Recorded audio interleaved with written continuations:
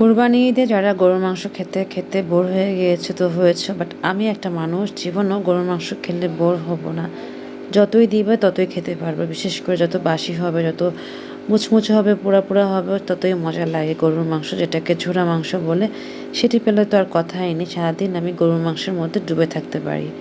যাই হোক, কোরবানি ঈদে গরুর মাংস তো রান্না করা হয়েছে, সেটা একটু দেখিয়ে নিলাম। আর আজকে সারাটা দিন সকাল থেকে বিকেল 5টা পর্যন্ত কী কী হয়েছে সেটি শেয়ার করে দেখো। আমার এই বারান্দার অ্যাকোরিয়ামের যে অবস্থা হয়েছে, অনেকগুলো বেবি ফিশ হয়েছে। তো দেখা গিয়েছে এই অ্যাকোরিয়ামটা একটু মাটির, তো মাঝখানে একটু ছিদ্র ছিল, যেটাকে আমি জিপসাম দিয়ে ফুলফিল করেছিলাম, সেটির ভিডিও তোমাদের শেয়ার করেছিলাম। তো আজকে সব পানি পড়ে যাওয়াতে মাছগুলো শুকিয়ে মরে যাবার মতো অবস্থা। তো ইনস্ট্যান্ট সেই মাছগুলোকে ট্রান্সফার করে নিয়ে আসলাম রুমের ভেতর। এই অ্যাকোরিয়ামটা খালি ছিল, এটাকে পানি দিয়ে গাছ দিয়ে মডিফাই করে ডেকোরেট করে তারপর ফিশগুলোকে ছেড়ে দিয়েছি। সারাটা দিন এই কাজ করতে হয়েছে, টায়ার্ড হয়ে গিয়েছিলাম। এর মধ্যে যেটি হয়েছিল আমি তোমাদের একটু শেয়ার করে ফেলি। আমার এই যে হর্ন ফিশটা ওর উপরেই রেখেছিলাম, তো তো ও একটু বোর হচ্ছিল, মনে হচ্ছিল যে আমার অ্যাকুরিয়ামের উপরে আবার কে আসলো। আমার মনে হয়েছিল আর কি, ও নাচানাচি দেখে আমার এটা মনে হচ্ছিল। যাই হোক, তোমাদের এর মধ্যে একটু শেয়ার করে ফেলি। আজকে আমি সব কিছুই ক্লিন করেছি, তো ভাবলাম একটু শেয়ার করি। তো সকালেই সব কিছু ক্লিন করা হয়েছে, শুধুমাত্র আজকের এই যে ব্যালকনির অ্যাকুরিয়ামটা সারাদিন লেগেছে।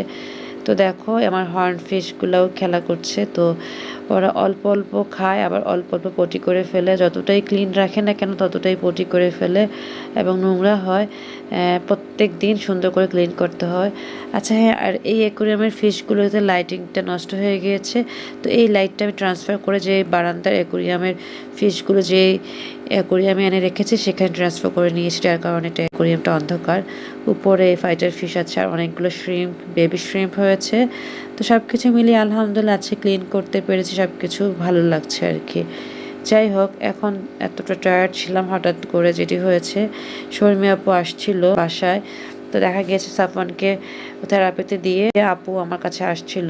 তো মনে হয়েছিল যে আপুর সাথে গল্প করি। আপু বলল যে বাসা যাব কিনা।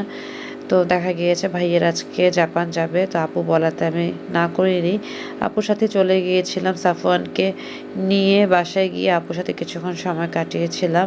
এর মধ্যে আদনানকে আমি ফোন দিয়েছিলাম আজকে আমাকে নিতে আসার জন্য। তো এর মধ্যে দেখো আমি ব্যালকনিতে এসে তোমাদের দেখাচ্ছি যে আমার ব্যালকনির অবস্থা আজকে এতটা ভালো ক্লিন করেছি। অলওয়েজ পানি দেওয়া ক্লিন করা হয়ে থাকে।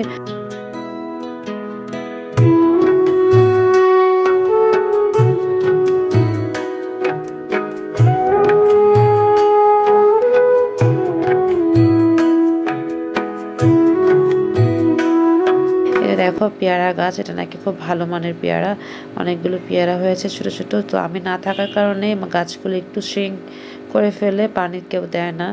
তো দেখা গিয়েছে আমাকে এসে পানি দিয়ে আবার এটাকে সতেজ করতে হয়, ক্লিন রাখতে হয়, রেগুলার পানি দিতে হয়। অ্যাকুরিয়ামটাও খালি হয়ে গিয়েছে, শুধুমাত্র মাটি আর স্টোন আছে। তো এটাকেও কোনো এক সময় সুন্দর করে ফেলবো। আগে ছিদ্রটাকে আমাকে বন্ধ করতে হবে, তারপর এটাকে ডেকোরেশন করে নিব, ফিশ দিব। যাই হোক, একটু শেয়ার করে ফেললাম আর কি।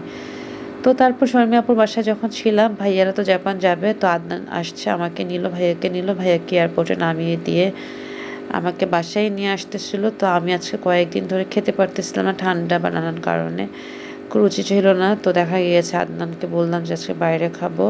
অলরেডি 11:30 বাজে। তো দেখা গিয়েছে এর মধ্যে তো ঈদের সময় না বন্ধ হয়ে যায়। তো আমাদের বসুন্ধরা এরিয়ার ভেতরেই বিসমিল্লা টাওয়ারের কাছে আসছি। আসার পর যা যা অর্ডার করছিলাম সব কিছুই বললো যে শেষ হয়ে গেছে বা নাই বা ক্লোজ হয়ে যাবে, এরকম একটা অবস্থা। 12টায় ক্লোজ হয়ে যায়। তো তারপর কি করব, এই মেনুতে যা ছিল তাই নিয়ে নিচ্ছি। এখান থেকে আমি একটা চিকেন কড়াই নিয়েছি আর গার্লিক নান নিয়েছিলাম। আদনান আবার সোহেলের বাসার থেকে টিক্কা প্লাস নান রুটি পরোটা খেয়ে আসছে। ও টোটালি ফুল ছিল, তো ও কোনোভাবেই খাবে না। তো যেহেতু খাবে না, আমি ওয়েট করছিলাম, অনেকক্ষণ ওয়েট করতে হয়েছে, এখানে প্রায় 45 মিনিটের মতো ওয়েট করতে হয়েছে। লাস্টের দিকে বললাম যে চলো বন্ধ হয়ে যাচ্ছে, চলে যাই, খাবারের ক্যান্সেল করে ফেলো। তো ওনারা আবার বললো যে সরি ম্যাম, আরও 10 মিনিটস লাগবে। তো তার আগে তো সব টাকা পয়সা নিয়ে ওনারা একদম রেডি হয়েছিল, কিন্তু ওই যে বন্ধ হয়ে যাচ্ছিলো তো ওই টাইমটা আসলে মানে ওরা অতটা মনোযোগ ছিল না। আমাদের খাবারের অর্ডার তো অনেক আগে দেওয়া হয়েছিল, মাত্র 2টা আইটেমসই নিয়েছিলাম, এতক্ষণ লাগার কথা না। তো পে করা হয়ে গিয়েছে। তারপরও আমি আদনানকে বলেছিলাম যে ক্যান্সেল করে ফেলো, এতক্ষণ বসে থাকা যায় ক্ষুধা নিয়ে। তো যাই হোক, তারপরও যেহেতু ওনারা সরি বললো এবং 10 মিনিট লাগবে বললো, তারপর কিছু করার নেই, একটু ওয়েট করলাম। আর এদিক দিয়ে আদনান খুব টায়ার্ড ফিল করছে। তারপরও আমি খুব তাড়াতাড়ি খাচ্ছিলাম। প্রায় 45 মিনিট পর ওনারা আমাদেরকে খাবার দিয়ে গিয়েছিল। এদিকে দেখো অন্ধকার হয়ে গিয়েছে, সব কিছু বন্ধ করে ফেলছে, মানে ক্লোজ হয়ে যাচ্ছিলো। 12টা সাড়ে 12টা তো ক্লোজ হয়েই যায়। তো অনেক পরে সবাই চলে গেছে, আমরা কয়েকজনই ছিলাম। এর মধ্যে দেখো খাবার নিয়ে আসছে, আমাকে এক প্লেট দিল, আদনানকে একটা প্লেট দিল, কিন্তু আদনান তো খাবেই না। আজকের প্রথম আদনান টোটালি মানে আমার কাছ থেকে খায়নি, ও আমাকেই খাওয়াচ্ছিল। দেখা গিয়েছে কি যে আমি পুরো একটা নান রুটি খেতে পারিনি, এতগুলো চিকেন খেতে পারিনি। তো দেখা গেছে আমি ওকে মানে ট্রাই করছিলাম যে তুমি খাও, ও বললো যে না আমি খেলে বমি করে দিব, আমার টাম্মি ফুল। তো যেহেতু ওর টাম্মি ফুল আমাকে সবটুকু খেতে হবে, তো আমি কড়াইটা সামনে নিচ্ছি। আমার কাছে খুব ভালো লাগে এরকম ছোটো ছোটো কড়াই, মিনি কড়াই সবারই ভালো লাগে, কিউট লাগে, তো আমারও সেটি থেকে ব্যতিক্রম হয়নি, ভালো লেগেছে। ফার্স্টে অল্প একটু নিয়ে খাচ্ছিলাম, একটু আচারে আচারে ফ্লেভার লাগছিল, পরে দেখলাম যে না এটা মশলার ফ্লেভার। তো গার্লিক নান দিয়ে আমি আস্তে আস্তে খাচ্ছিলাম। বেশি গরম ছিল যে তা না, মোটামুটি গরম ছিল, নানটা তো ঠান্ডাই হয়ে গিয়েছিল। তারপরেও কিছু করার নেই, খাচ্ছিলাম।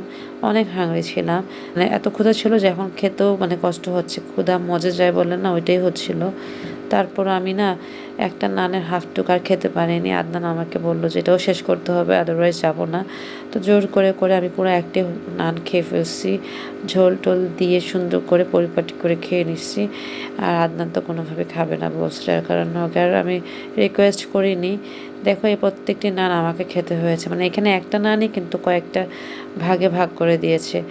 তো যাই হোক, আমি আবার ঝোল টোল নিয়ে খাচ্ছিলাম, তেল টুক আর নিচ্ছিলাম না। আদনান বলতেছিল ঝোল তো আরও আছে, সবগুলি নাও। আমি বললাম যে না এগুলো তো ঝোল না, এগুলো হচ্ছে চিকেনের তেল দিয়ে রাখছে, আমি এত তেল খাবো না। তো যাই হোক, আমি ঝোল এবং চিকেন দিয়েই খাচ্ছিলাম। অত যে খারাপ ছিল তাও না, আবার অতটা যে ভালো ছিল তাও না, আমি অ্যাভারেজে ভালোই বলবো। যাই হোক, এবার আমি খুব দ্রুত করে খাচ্ছিলাম, যেহেতু আদনান টায়ার্ড ফিল করছে। অলরেডি 12:30 মানে বাজতে যাচ্ছিলো, এরকম একটা অবস্থা। তো যাই হোক, আমার এটা খাওয়ার পর ঠান্ডা কিছু খেতে ইচ্ছে করছিল, কিন্তু ওই যে গলার প্রবলেম হওয়ার কারণে আমি ঠান্ডা কিছু খেতে পারিনি। কিন্তু লুকিয়ে লুকিয়ে ফ্রিজ থেকে পানি খাই, আবার সাথে সাথে গরম কিছু খাই যাতে অ্যাফেক্টেড না হই। তো তারপরে হই আর কি। যাই হোক, আলহামদুলিল্লাহ, শুক্রিয়া, আদনান জোর করে আমাকে সবগুলো খাওয়াইছে। দেখো শুধু হাড় ছাড়া কিছু নাই। তারপর নর্মাল পানি খেয়ে নিচ্ছি। আর এখানে ওদের মানে পেপসি কোক কোনোটাই ছিল না, মানে যাই ছিল মোহিতো টাইপের খাবার, মানে ড্রিঙ্কসগুলো ছিল, কিন্তু ওগুলো তো আমি খাবো না, অনেক আইস থাকে। তো কিছু করার নেই, বেরিয়ে পড়লাম। তো গাড়িতে উঠলাম। আজকে সারাদিন যে কাজকর্ম করলাম সব কিছু করার পর মানে লাস্টের দিকে খুব ভালো একটা খাবার খেয়ে, মানে একটু ঘোরা খাওয়া সব কিছু মিলিয়ে আলহামদুলিল্লাহ, শুক্রিয়া। এভাবেই আমি আজকে দিনটি পার করলাম এবং বাসায় চলে গেলাম আদনান আর আমি। এই তো এভাবেই দিন কাল যায়, তোমাদের সাথে শেয়ার করি। এই তো এটাই আছে আমার জীবন।